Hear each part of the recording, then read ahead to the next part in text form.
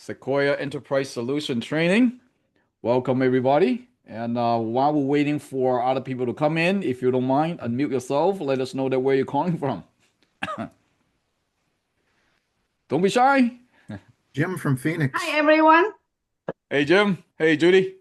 Hey Raul, how are you? They're going good. Going good. Good to see you guys. Yes. Grace, Okay. The Stephanie. Tom is coming in. Good. Good to see you, Tom. Okay, let's get this thing Hey, started. Hey, Tom. Good to see you. All right. All right, guys. Let's get this thing started. Uh, we have a saying: when you're on time, you're too late, right? So again, welcome everyone. Onto this is the third week of January. Believe me or not, man, time flies. Bring your eyes. Another month of the first month of 2026 is almost gone. So let's uh let's get ourselves ready. Not just ready for the new year. Let's get ourselves really start moving forward. Okay. So for the last two trainings, we've been talking about other products and how to prepare for 2026. So let's really engage in from this point on. In Sequoia Enterprise Solution, one of our biggest product and service is still servicing our client for commercial loans. And as many of you know, in commercial loans, we deal with a lot of these DSCR type of investment properties, construction loans, retails, bridge loan, things like this. But a big portion, big portion of our portfolio is actually working capital and SBA loans. So many of us have myth about what SBA loan is really is. How does it work? Does it take a long time? Is the interest rate too high? So on and so forth. So today we have the expert here to share with us what SBA loan is really is. And Stephanie has been our partner, our preferred lender for a period of time. We knew each other before, ever since her practice company with another lender, and she moved to Hanover Bank, doing an SBA loan. Fantastic, fantastic program. And we are working on a few deals, and hopefully one of the deals, about $2.5 million deal, going to close pretty soon. So she's the expert in SBA funding. So today, without further ado, I would like to pass the mic to Stephanie and let us know what SBA is and open up the hood and let us see what is under the hood. So Stephanie, the floor is yours. Good evening, everyone. Thank you so much for being here. Again, I'm Stephanie Thomas, and I'm an SBA BDO with Hanover Bank. I have worked in SBA for over a decade. I have a very extensive SBA underwriting background, and I love the SBA program. I've worked for a number of different lenders. I've mostly worked with SBA 7A, but I also worked at a CDC for a few years and underwrote 504 loans. So I'm familiar with both programs very extensively. And so today I wanted to do a presentation just going over the basics of the 7A and 504 loan programs, just talking about the key differences, what the different use of funds are for each program. And then we'll have a question and answer session at the end of my presentation. So can everybody see my slides? You need to share your screen now, Stephanie. Oh, share it. Okay.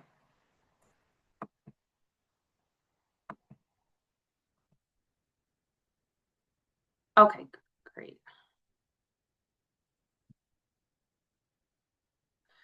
So SBA loans explain, understanding SBA 7A and 504 loans. What is an SBA loan?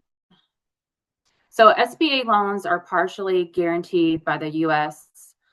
Small Business Administration, issued by banks and CDCs, not directly by the SBA. They're designed to help small businesses access affordable financing, and the two most common programs are the SBA 7A and SBA 504 loan programs. First, we'll start by talking about the 7A loan program. This is the most common commonly used SBA loan product. 7As are mostly used for the purchase or refinance of commercial real estate, working capital and operating expenses, business acquisitions, partner buyouts, equipment and machinery purchases, refinancing existing business debts.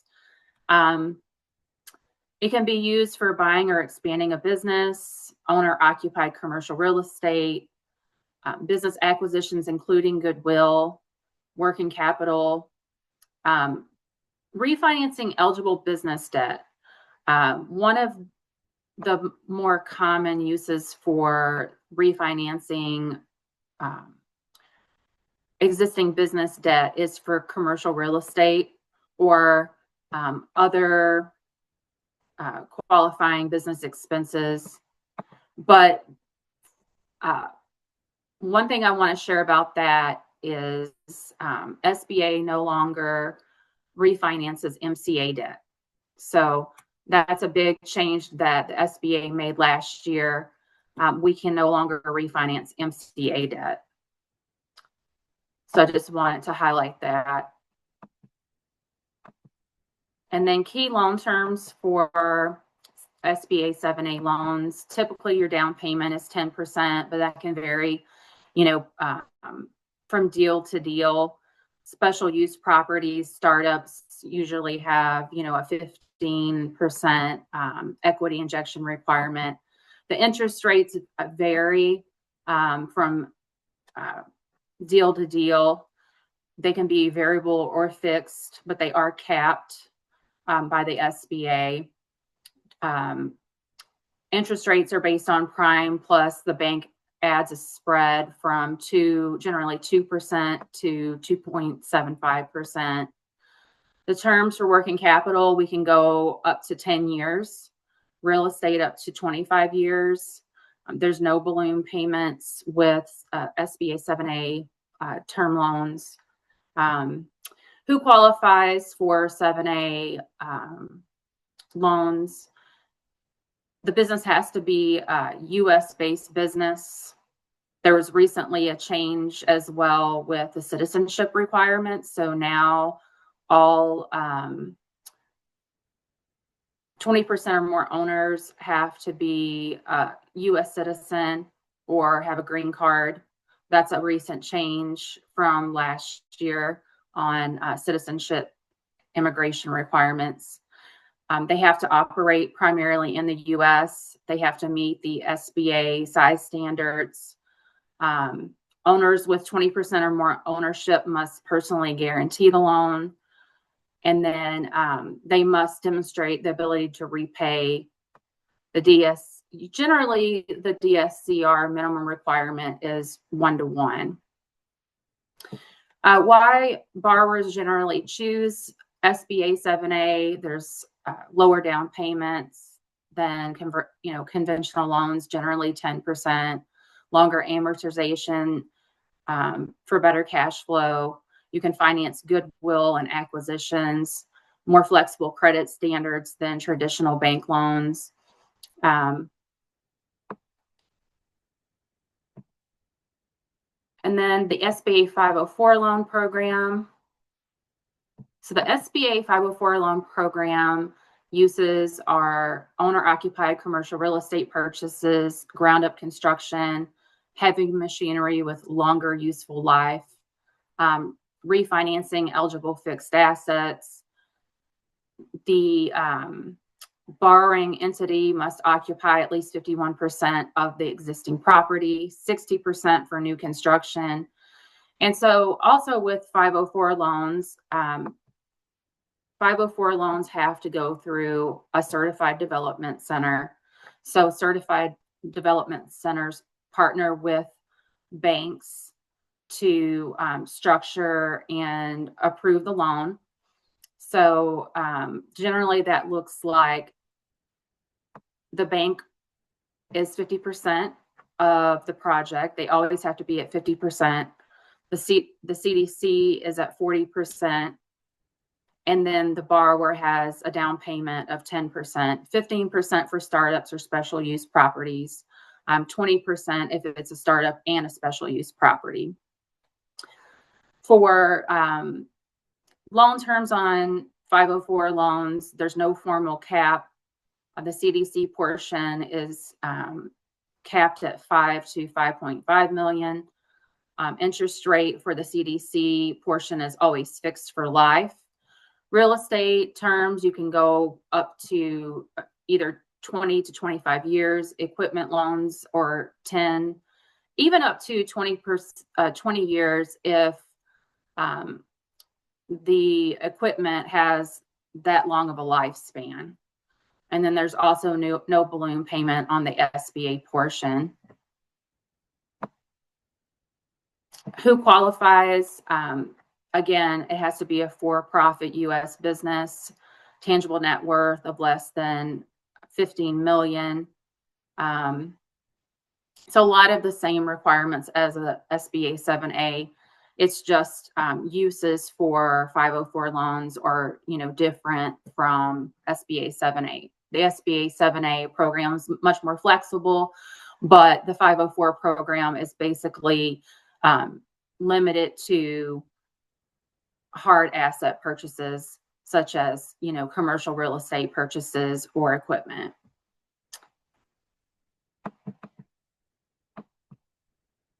So interest rates on 7A, it's based on prime rate plus the lender spread. So for example, right now, prime rate is at 6.75%.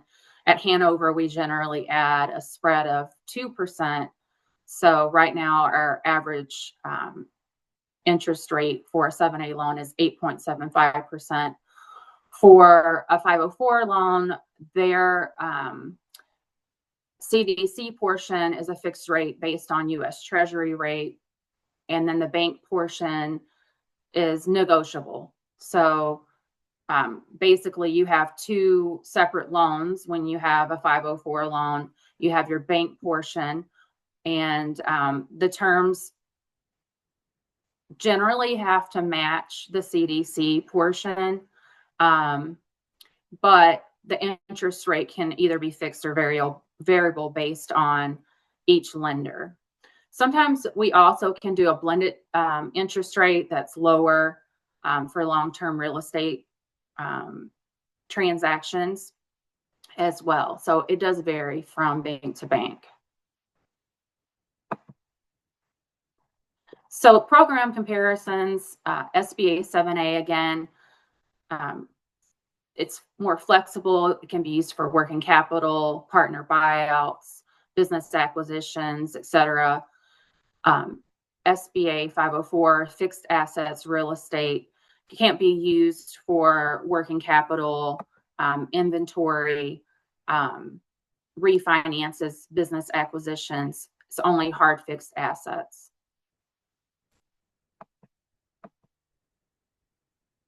So lender requirements. Each lender does, each SBA lender does underwrite based on the SBA SOP. However, each lender also has their own individual credit policy, which varies from lender to lender. So it's really important as a broker that you learn each one of your lender's credit policies. And that can also change over time based on market conditions and the bank's portfolio performance. So it's really important to stay, up to date on your different lenders' credit policies. But for Hanover and most SBA lenders, credit profiles, they generally want to see personal credit scores of 680 or higher. We will underwrite some strong credits that have personal credit scores of 660 if there's strong, mitigants explaining what the credit issues are. Credit history has to be acceptable with minimal late payments, minimal collections, no recent bankruptcies, foreclosures, or judgments. We want to see a positive net worth for all the guarantors, and personal debt does come into play. We do look at the level of debt, level of personal debt that each guarantor carries. So we want to see that personal debt levels are reasonable. Cash flow for the operating company, we want to see at least 1-to-1 as a minimum, preferably 1.15 for debt service coverage ratio. And then projections have to be reasonable, and they need to be supported by assumptions. So we want to see written assumptions with projections that support those projections. Management, we want to see a minimum of 3 years of same industry experience. We want to see adequate people management skills. So, we want to see that the guarantor has had a history of managing employees. It may not be particularly in the same industry, but we do want to see that they have management skills. Especially in business acquisitions, it's really important. That's a big factor with business acquisitions, that the guarantor has industry experience and people management skills. So basic eligibility requirements, the business is not in a SBA ineligible industry, such as lending, speculation, gambling, cannabis, passive real estate. The business is not engaged in any illegal activity under federal law. It meets the SBA size standards. No delinquent federal debt. So if your guarantor has unpaid taxes, SBA or student loans that are in default, that's going to be a hard stop. The owners have to be U.S. citizens or green card holders. And we want to see a minimum of 2 years business history. Otherwise, it's considered a startup. And, some banks want to do startups, but that varies from lender to lender. Equity and liquidity. Most SBA loans have a 10% minimum injection requirement, but we want to see that as a true cash injection, not a seller note. Seller notes can be used towards equity injections, but we want to see a true 10% equity injection. Also, post-transaction liquidity, we want a minimum of 10% of the project cost or the loan amount. And then sources of funds must always be verified.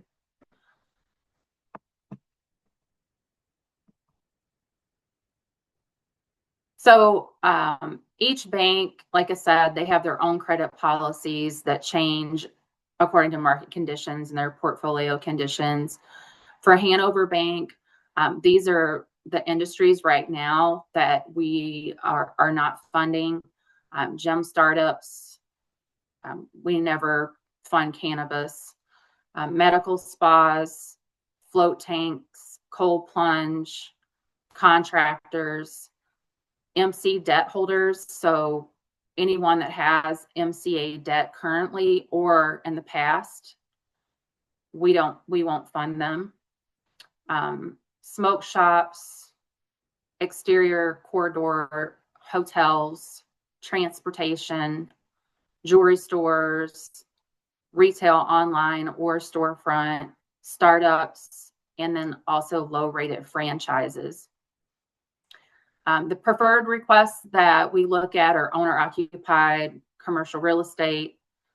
We like business acquisitions, partner buyouts, expansions, equipment purchases, and then franchise leasehold improvements.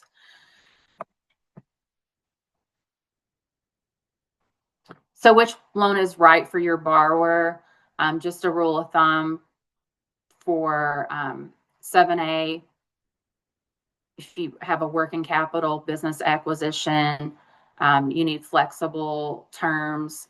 A 7A is your go-to. If it's a long-term fixed asset or equipment, then the 504 is the best fit for the borrower. They're going to get their best terms and rate with a 504. It does take a little bit longer for processing with a 504 because it does have to go through a certified development center. But 504 is your best option for long-term fixed asset financing. And then with that, I just wanted to open it up to any questions, any specific questions that anyone has about the 504 loan program or the SBA 7A program. Stephanie, let me start asking some questions. Actually, I always would like to know regarding to the interest rate. I understand that it's going to be prime rate plus a margin. So would that consider a fixed rate, or every time when the prime rate changes, the interest rate is going to change too, right? Right. So our loans at Hanover are variable. It varies from lender to lender if they do a fixed rate or a variable rate. And usually rate is somewhat negotiable with each lender. We do have a little bit of leeway where we can, lower an interest rate. But generally, our rate starts at prime plus 2%. Yep. And that's going to change up until closing. So we may quote on a term sheet a certain interest rate, but if the interest rate, the prime rate increases or drops before closing, then we'll adjust that rate. So, so at closing, the rate is locked, but then it's readjusted every 5 years for a variable. So does that mean term. Is that mean, let's say we have the loan closed this year and the prime rate right now is at 6.75 plus 2, Right. so that is 8.75. That's what the client's getting, right? So let's say next year the interest rate drop from 6.75, let's say drop it down to 6.5. So would the client pay 6.5 plus 2 or still paying 6.75 plus 2? So it would be reevaluated every quarter, the interest rate. So if it goes down, it's reevaluated every quarter. Okay, got it. Judy is asking, what is the minimum amount can apply? So that also varies from bank to bank as well. Some banks have a small loan express program. So at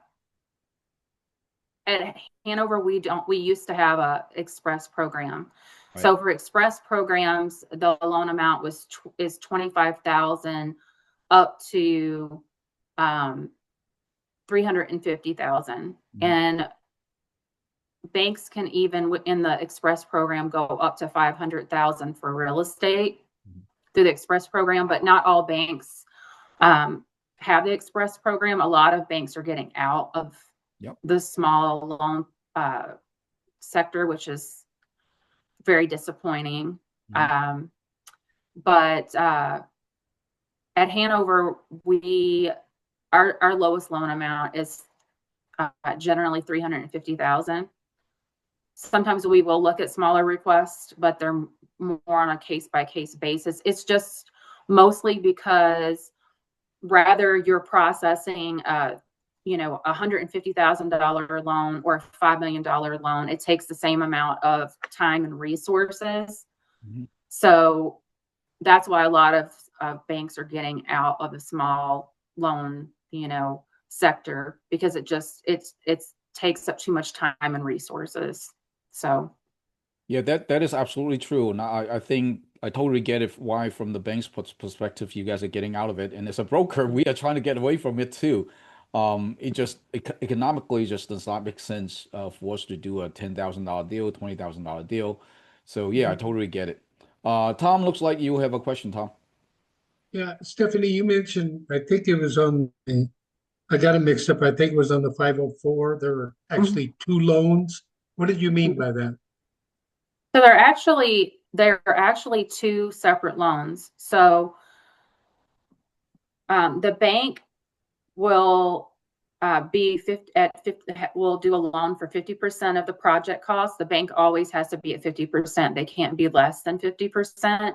So there'll be two separate loans. There'll be one loan through the lender, and it'll have it'll match the same terms as the CDC. So if the CDC portion is 25-year term, then the bank has to match the CDC term of 25 years. But the interest rate will be different. The interest rate for the bank portion of the loan will be based off prime plus whatever their spread is.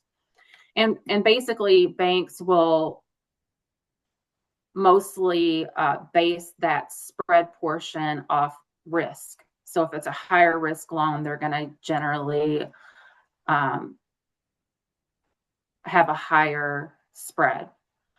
And then the CDC portion will be 40% of the total project. So that the loan for the CDC will be 40%. I wish I would have done an example for you guys that would have been helpful to show the breakdown. And then the CDC portion, which is the SBA portion of the loan or the project, will be based on the treasury rate. So it'll be a lower interest rate generally than the bank interest rate. And then 10% of the loan project amount will be the equity injection that the borrower injects into the project. So when the borrower makes their payments, they're going to make two separate loan payments. They're going to make one loan payment to the bank and one loan payment to the SBA. Generally, what happens is the bank will fund the entire 504 loan up front. And then, so they'll close the loan, they'll fund the entire project. And then the CDC will submit their portion, their 40% of the loan to the SBA for approval. Once they get approval from the SBA, then they'll close their portion of the loan and pay off the bank that 40% portion. But the borrower will have two separate loans, one through the SBA and one through the lender. So they'll have two separate loan payments, if that makes sense. Interesting. What happens if a borrower, I don't know if you've ever had it, defaults on one of them but doesn't default on the other one? How's that handled? Well, the lender and the SBA would handle that separately. So if they default on their SBA portion, then, that's through the SBA. The bank can actually negotiate their portion, their loan, so they can handle the default however they want. But the SBA portion, that's handled by the SBA. Okay, thank you. Appreciate it. You're welcome. Okay. Let me ask you another question, Stephanie. You mentioned something about a solar note. Solar note, you're referring to solar finance, right? Right. So is that allowed for SBA? Yes. We do seller notes a lot. That's pretty common. The only thing about seller notes that you have to keep in mind, number one, they have to match the term of the lender's loan. So if you're doing we generally see a lot of seller notes with like partner buyouts or business acquisitions.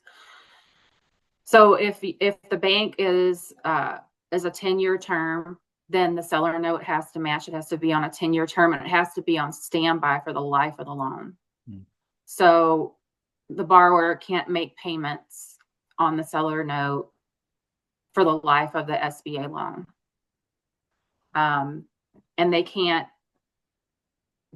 pay the seller note off before they pay their term loan off, their SBA term loan off. They have to pay the SBA loan off first before they can pay off the seller note. So the seller note is always on second position, right? Yes. Can that seller note be sold off to somebody else? No, Okay, that wouldn't be allowed. okay. I didn't think so, but I wanted to ask the question. Yeah, no, that's a good question, though. That's a good question. Also, let's talk about injection, right? So you mentioned that the client need to put into at least minimum 10% of their fund.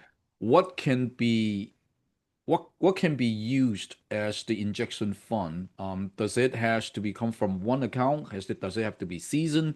Can that be cash?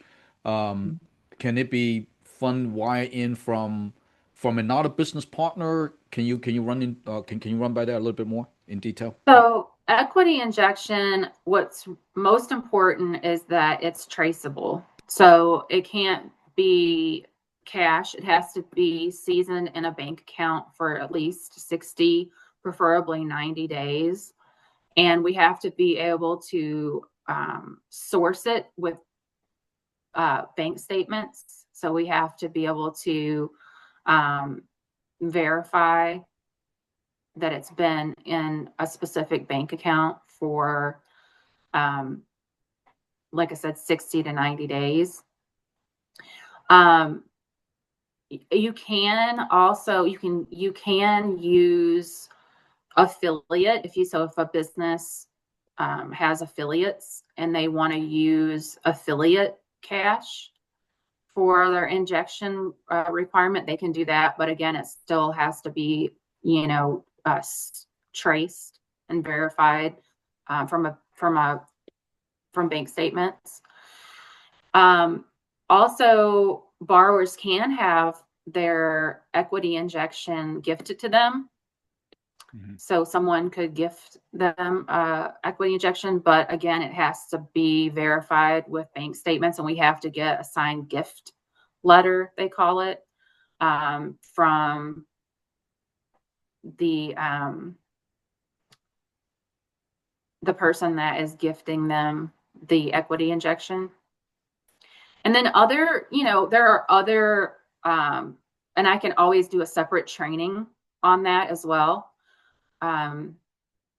Specifically on what all the requirements are on equity injections and different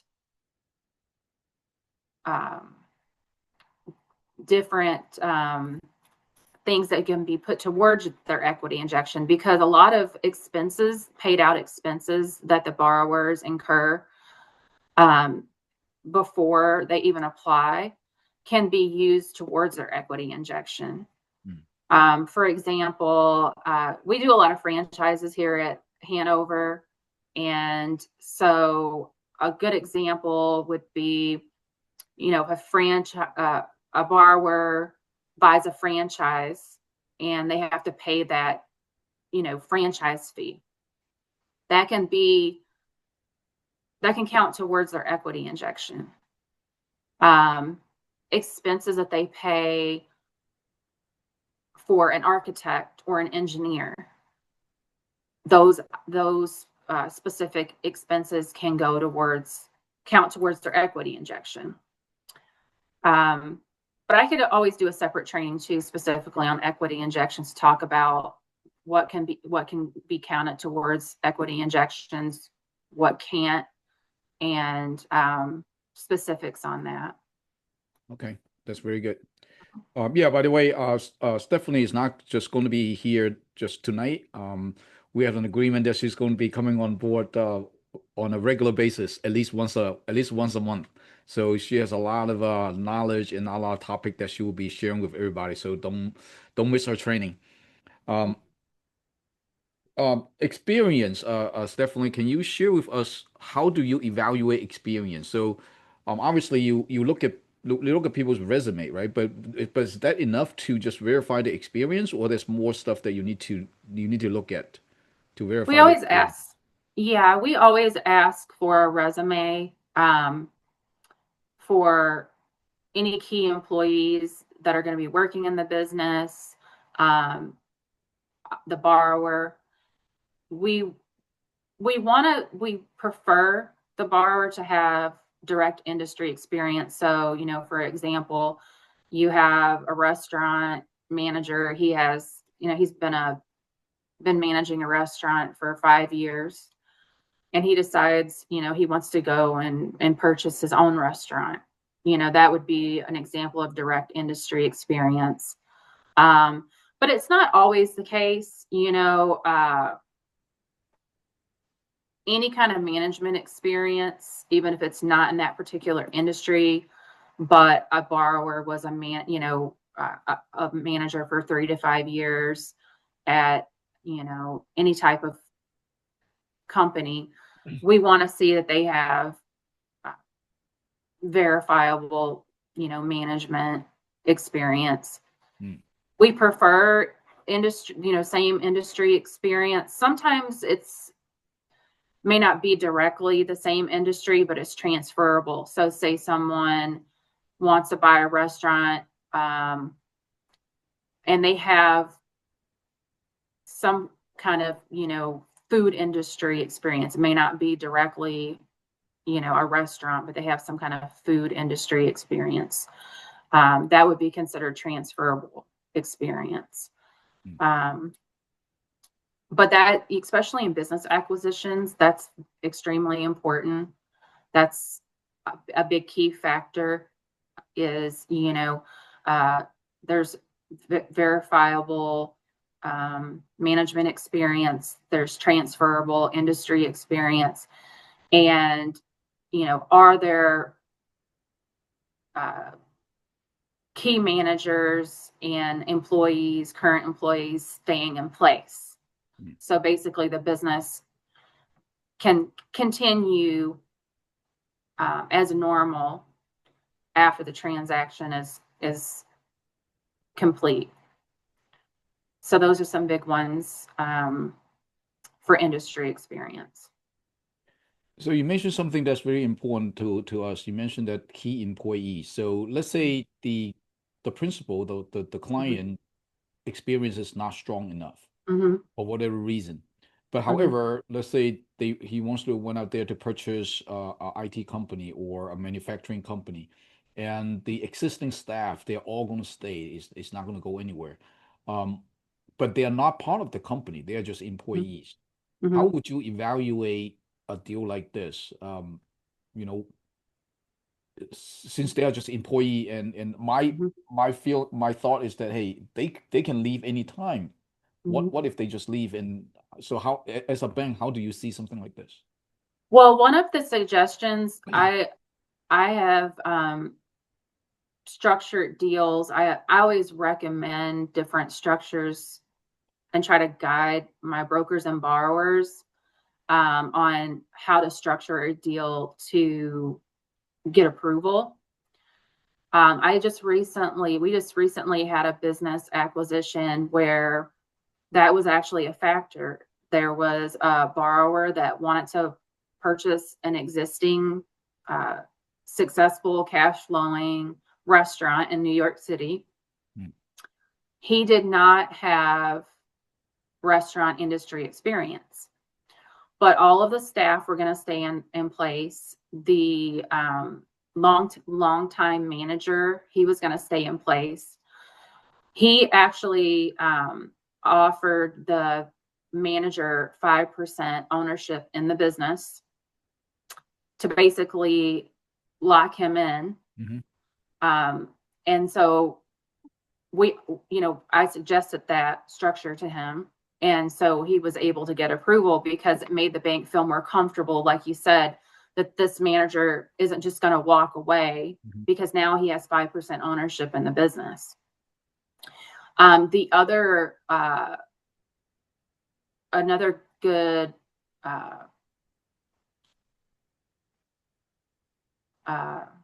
mitigant for that is if you can contract the current owner for 12 months to be a consultant to you. So, okay, I don't have a lot of restaurant industry experience, but the seller is willing to commit to 12 months of consulting training with me. So there are mitigants like that, you know, if we see those in place, that will make us feel more comfortable about lack of industry experience. That's very good to know. Mhm. Ms. Martinez, right here, I have a question. Can you share any obstacles with underwriting? Yes, I actually plan on doing a whole training on underwriting. I want to do a deep dive into underwriting and how underwriters look at deals. Because there's a lot of information that I have to share about underwriting. Like I said, each individual lender, each individual SBA lender, they underwrite to the SOP, but they also have their own credit policies. So what one lender may feel comfortable with, other lenders are not going to feel comfortable with based on their current portfolio performance, their size. You know, bigger SBA banks tend to take more risk and they'll do projection-based lending. Hanover Bank, we just recently made a change to our credit box where we don't want to do projection-based deals because we had big losses with projection-based deals. But yeah, there's a lot of pitfalls in underwriting, and I plan to do a whole training on that. So there's a lot of information to cover. Okay, well, that would be definitely interesting to find out what is on the other side of the table. Yeah. Right. So just curious, right? For SBA loan like this, what kind of default rate are you seeing in the market? So default rates, like I said, that kind of varies again from lender to lender. But we're seeing a lot of, like, our do not fund list. We're seeing a lot of issues in these particular industries.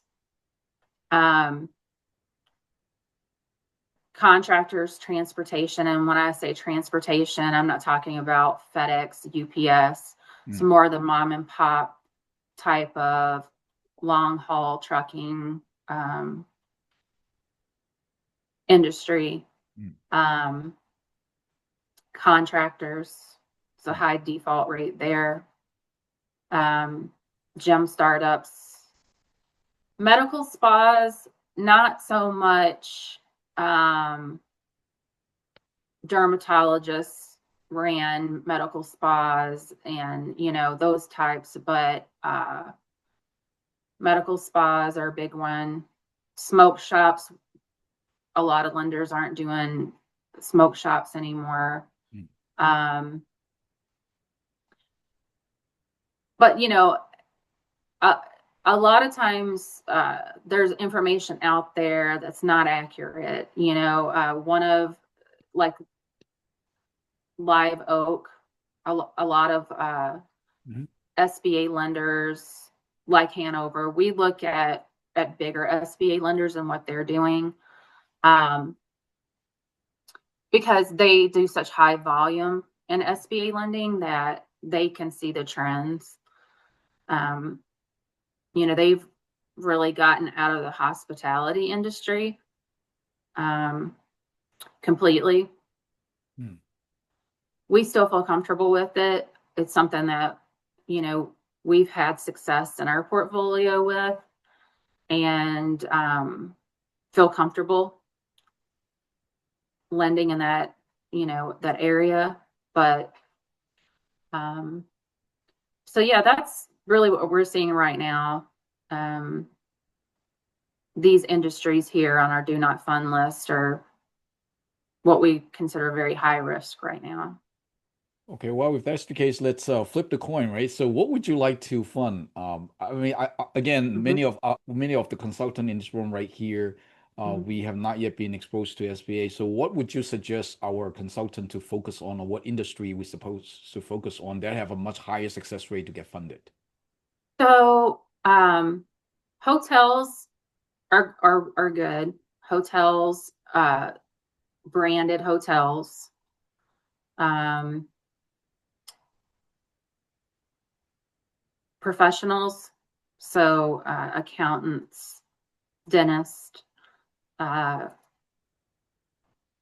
any professional, you know. We love commercial real estate deals. So commercial real estate deals are really safe, really solid. Um, Franchises, that's another really strong area you can't go wrong in. Uh, we score our franchises internally. We have different lenders look at franchises different. Some of them look at the fund score for franchises.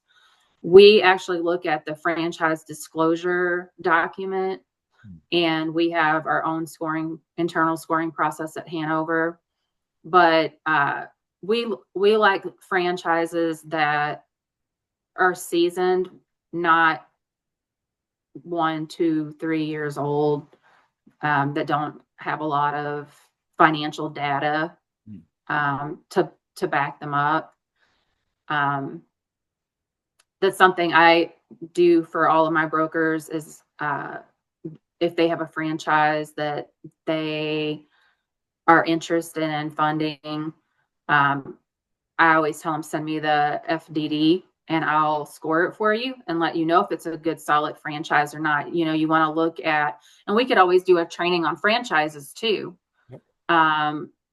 where we can talk about how to review a franchise disclosure document and how to evaluate if it's a good franchise or not. But in general, banks prefer franchises for startups or expansions because the borrower is not just out there on their own. You know, they have the support of the franchise.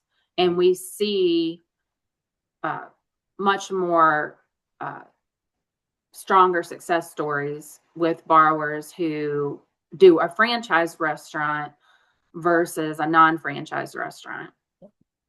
The same for hotels. You know, if you have a choice hotel, that's a really strong flag. Versus unbranded hotels. We see a lot more success when there's, you know, a strong franchise behind it. So franchise deals you can't go wrong with. Owner-occupied commercial real estate you can't generally go wrong with. If they have solid, you know, cash flow coverage, and the revenue trends are stable, you know, that's a really strong deal. Right. So if you want to target specific types of deals that are really safe, business expansion. So if you have an existing business owner that already has a successful, say they have a successful restaurant with strong cash flow, and they want to expand to a second location, you know, that's really desirable to most banks. Franchises, manufacturers are strong. But yeah, and we could, you know, do a deeper dive into that as well.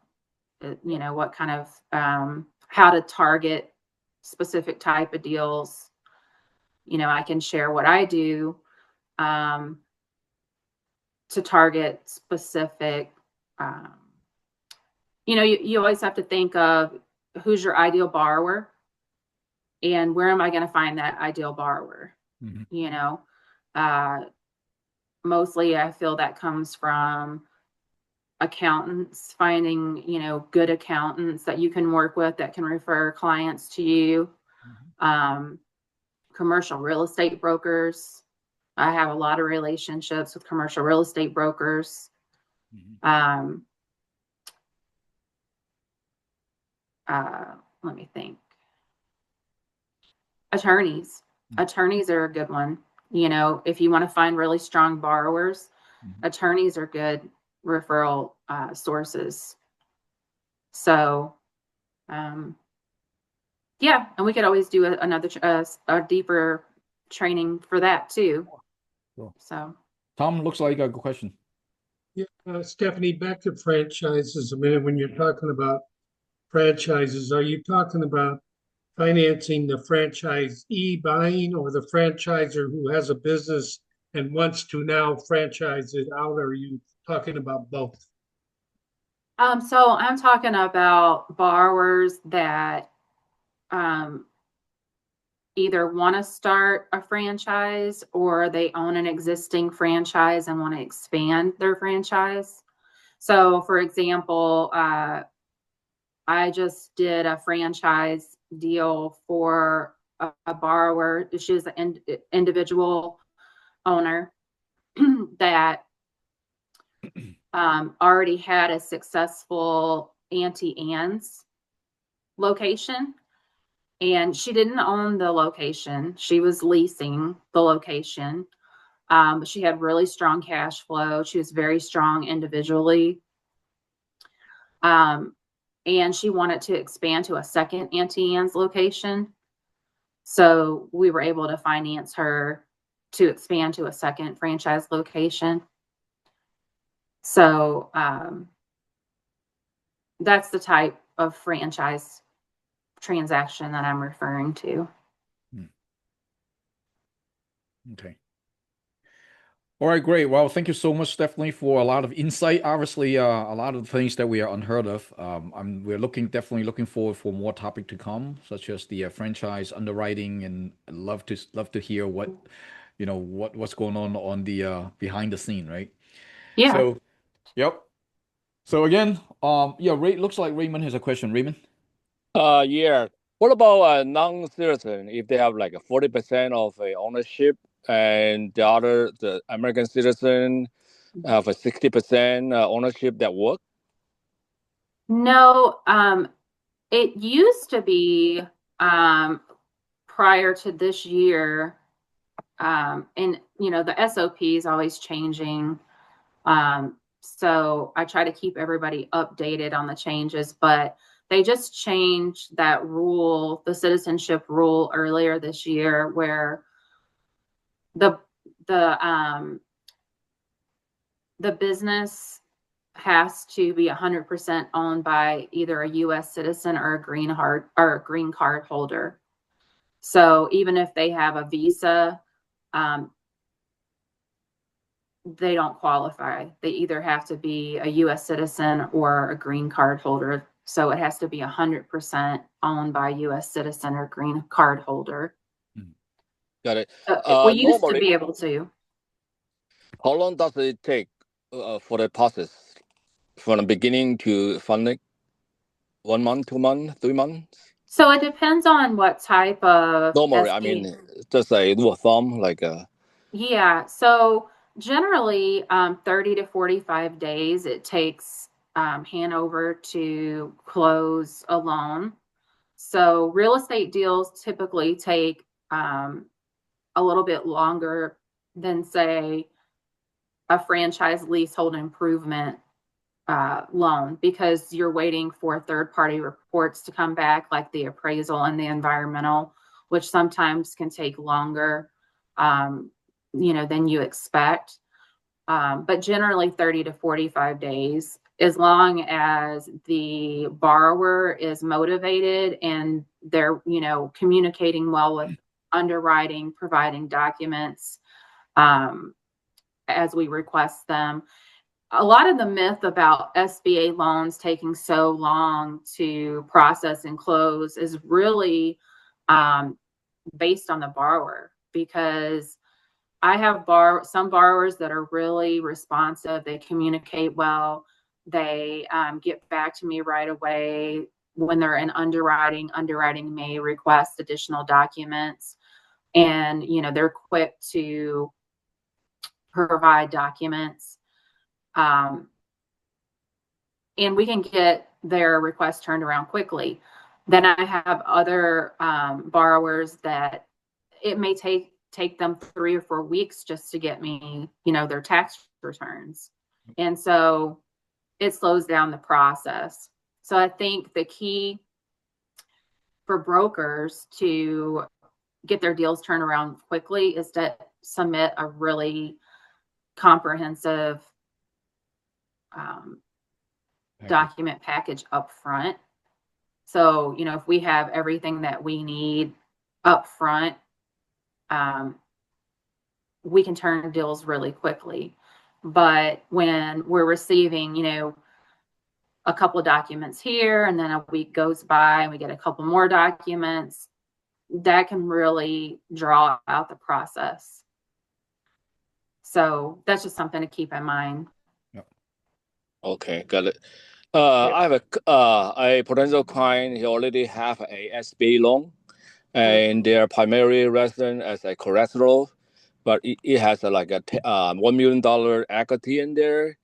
They think about like get it like a $500,000 hard money loan out of that. Is that work?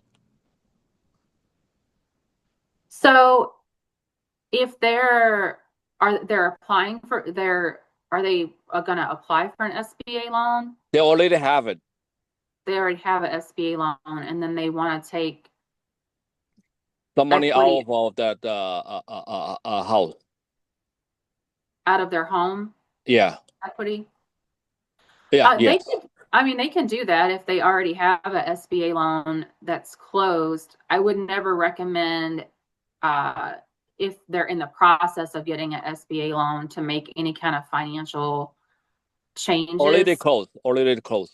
They already closed. Yeah, then they should be fine to, take out equity from their personal residence. But that hot money, that loan need to be on a second position, right? It cannot be on the first. So with residential property and SBA loans, sometimes the SBA will take, if a borrower gets an SBA loan and there's a collateral shortfall, and they have 20% or more equity in their personal residence, the SBA will put a second lien on their home as extra collateral. If they have less than 20% equity in their home, then they won't take a lien on their personal residence. Or if they live in Texas or Florida or one of the states that has the Homestead Exemption Act, we can't. But that's a SBA requirement. It's not a bank requirement. It's a SBA requirement. If a borrower is taking out an SBA loan, regardless if it's 7A or 504, and they have a collateral shortfall, which a lot of times SBA loans do, that's a really common reason why loans will go the SBA route versus conventional if they're not fully collateralized.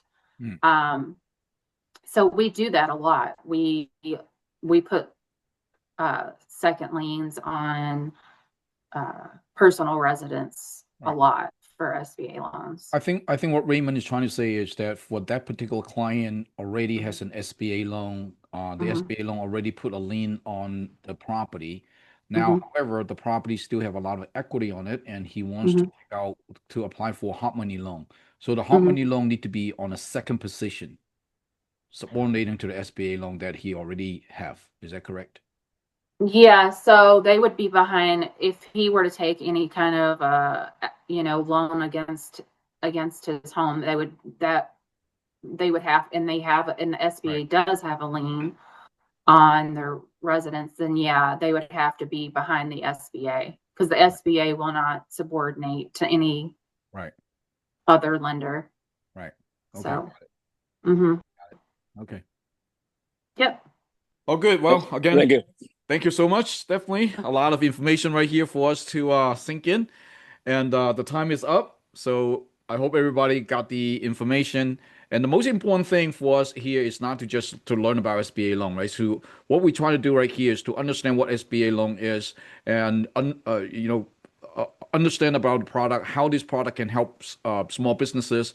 Most important is to go out there to let them know that hey, you can help them out. And just like Stephanie said, and that in syncs with the Sequoia philosophy is that who do you go to? Where do you get referral? And if you watch our training video, we often talk about hey, partner up with real estate agents, loan officers, insurance agents, CPAs, attorneys, and all those people are dealing with clients on a day-to-day basis. And I bet you many of those clients are already business owners and they need funding. But however, a regular loan officer would not be able to do a loan like this. A real estate agent, even though he knows that the client needs the funding, but he has no idea where to go, it's not his expertise, but they already have the client. So again, if you do not know where to find your own clients, go out there, partner up with all these professionals, and I bet you your 2026 is going to be your year.